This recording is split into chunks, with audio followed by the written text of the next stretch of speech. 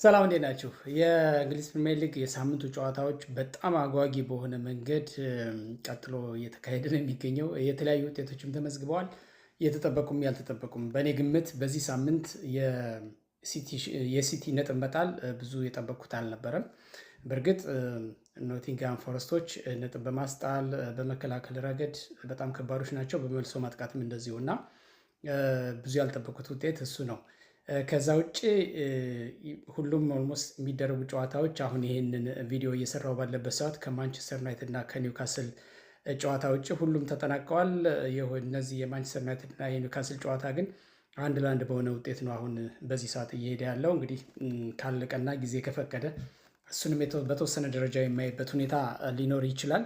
በዋናነት ግን ዛሬ የአርሰናል እና የብራይተንን ጨዋታ በተወሰነ ደረጃ ለማየት እሞክራለሁ። በጣም ከባድ ተጠባቂም ነበረ። እንግዲህ ከጨዋታው በፊትም ቪዲዮ ሰርቻለሁኝ። ስለዚህ ጨዋታ ብራይተን ለአርሰናል ቀላል እንደማይሆን ግልጽ ነበረ፣ ለእኔ በጣም ግልጽ ነበረ።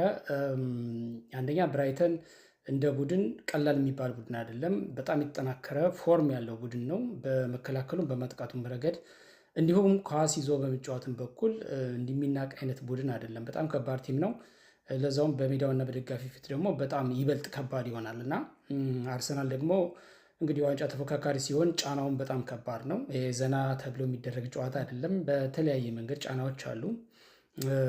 ስለዚህ ያንን ጫና መቋቋሙ ነው በእግር ኳስ በየትኛውም የስፖርት አይነት በነገራችን ላይ እግር ኳስ አንዳንዴ ከአካላዊ እንቅስቃሴ ይልቅ የስነ ልቦና ጥንካሬ ነው፣ የጭንቅላት ስራ ነው የሚባለው ለዚህ ነው እና አርሰናል ያሸንፍ እንደሚችል ውስጤ ያው እንደዛ ምን ነበረ፣ ግን ደግሞ አይታወቅም። ከብራይተን ጥንካሬ አንጻር ነጥብ ሊጋራ እንዳይችል ነጥብ ሊጥል እንዳይችል የሚል ስጋቱ ነበረኝ። ለማንኛውም አርሰናል በዚህ የጨዋታ እንቅስቃሴ ሙሉ ለሙሉ በአብዛኛው የስታት መረጃዎች ተበልጦ ነው 3 ነጥብ ይዞ የወጣው። ተበልጦ አሸንፎ መውጣት ብዙ ጊዜ በአርሰናል ስናፍቀው የነበረ ነገር ነው። የአርሰናል ደጋፊ እንደመሆን መጠን ምክንያቱም አርሰናል ብዙ ጊዜ ጨዋታዎችን በልጦ በጣም በሚያሳዝን ሁኔታ አሳዛኝ ተሸናፊ ሆኖ የሚወጣባቸው ጊዜያቶች በጣም ብዙ ነበሩ። አሁን ተበልጦም ውጤት ይዞ መውጣት 3 ነጥብ ታርጌት መምታት ማለት እሱ ነው። አንዳንዴ በጨዋታ እንቅስቃሴ ሁሌ በስታት ሁሌ በኳስ ቁጥጥር ሁሌ በሙከራ ሁሌ በሁሉም ነገር ልትበልጥ አትችልም፣ ትበለጣለህ። ስለዚህ መበለጥ ግድ ነው። አንዳንዴ ጫና ያለባቸው ጊዜያቶች ጫና ያለባቸው ጨዋታዎች ሲሆኑ ትበለጣለህ። እስታቶችን አንድ ለአንድ ብንመለከት ለምሳሌ በኳስ ቁጥጥር ብራይተን የበላይነት ነበረው። 59.8 በመቶ ኳሱን ተቆጣጥሮ ይዞት ነበር። ቀሪውን ነው አርሰናል ለመቆጣጠር የሞከረው። ኦልሞስት 40.2 በመቶ ያህል ብቻ። ሙከራ 11 ለ7 ናቸው። 11 ጊዜ ሞክሯል ብራይተን። አርሰናል ደግሞ 7 ጊዜ ሞክሯል። ተበልጧል ማለት ነው። 7 ሙከራ ቀላል ነው ትንሽ ነው እያልኩ ሳይሆን አርሰናልም አጥቅቶ በመጫወቱ በኩል በተለይም ካውንተር አታክ እና ተጭኖ በመጫወት በኩል ይሄ እንደሌላው ጊዜ አንድ ጎል ብቻ አስጠብቆ ለመውጣት የሚል ግግም ያለ መከላከል ስልቱን አይደለም የተጠቀሙ ዛሬ። በእውነት ለመናገር በጣም ብራይተን ስለከበደው ነው ሞር ሲከላከል የነበረው እንጂ መከላከልን ብቻ መርጦ አይደለም። ዛሬ በማይክል አርቴታ አጠቃላይ ስላሸነፈ አይደለም። በአጠቃላይ የታክቲካል ዲስፕሊን በጣም ነው የረካሁት፣ ደስ ያለኝ እኔ በግሌ በራሴ እይታ ማለት ነው።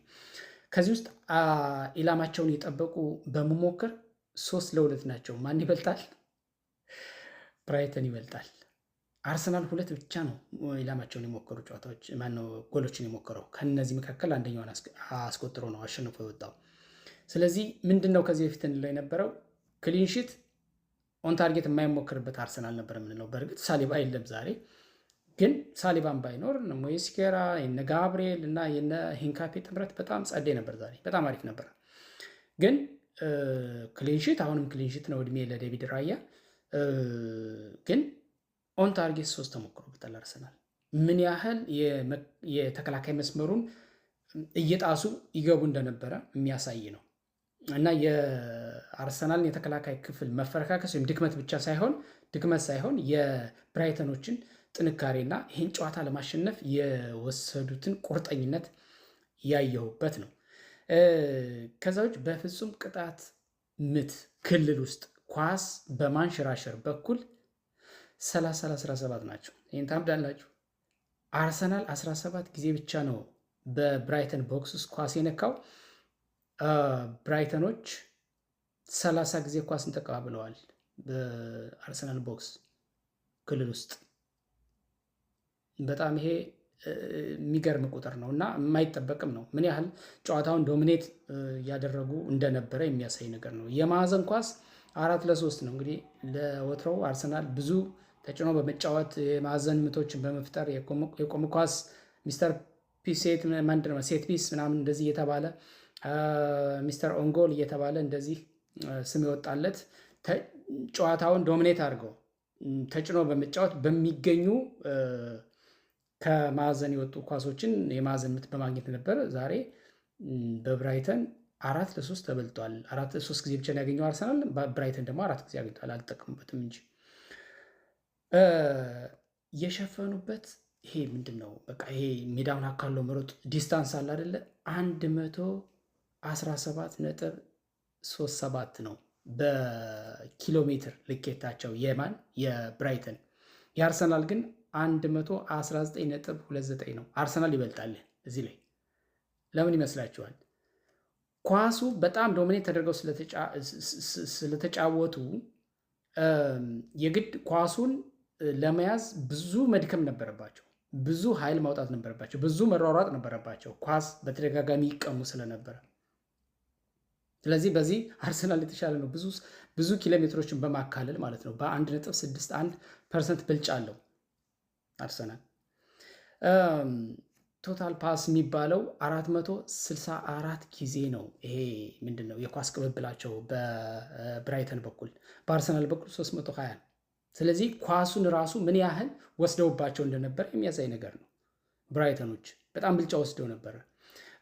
ከዚህ ውስጥ ይሄ አኪሬት ፓስ የምንለው ትክክል ይሄ ዝም ብሎ መጠለስ ሳይሆን ክሊር ለማድረግ የሚደረግ ሳይሆን ለመከላከል የሚደረግ ኳስ ከግብ ክልል ውስጥ ለማራቅ ሳይሆን በትክክል ጎል እንዲቆጠር ወይም ደግሞ ኢላማቸውን ጠብቀው ለቡድን ጓደኛ አቀብሎ ከዛ በኋላ ወደ ጎል እንዲመቱ ለማድረግ አኪሬሲያቸውን የጠበቁ ፓስ አኪሬሲ ብሎ ያስቀመጠው ስታቱ 82.2 ለ70.7 ናቸው።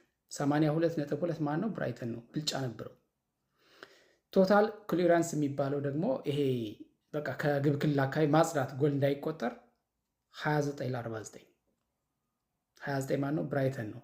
49 ማን ነው? አርሰናል ነው። ምክንያቱም አርሰናል የግብ ክልሉን በመከላከል በማጽዳት በኩል ቀድሞም ጎል ገና በ9ኛው ደቂቃ በሳካ አማካኝነት ጎል አስቆጥሮ ነበረ።